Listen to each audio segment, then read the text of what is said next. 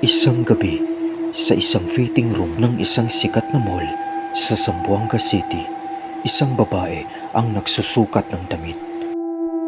Maya-maya'y nakarinig siya ng kalabog at ungol ng isang babae. Aba, sa fitting room pa talaga kayo gumagawa ng milagro, ha?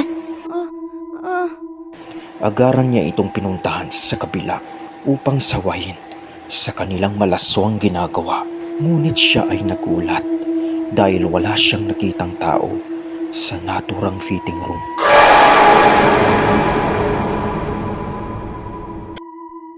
At labis na kilabot ang kanyang naramdaman nang biglang may bumulong sa kanyang tenga. Maganda ka. Ikaw na yung isusunod ko.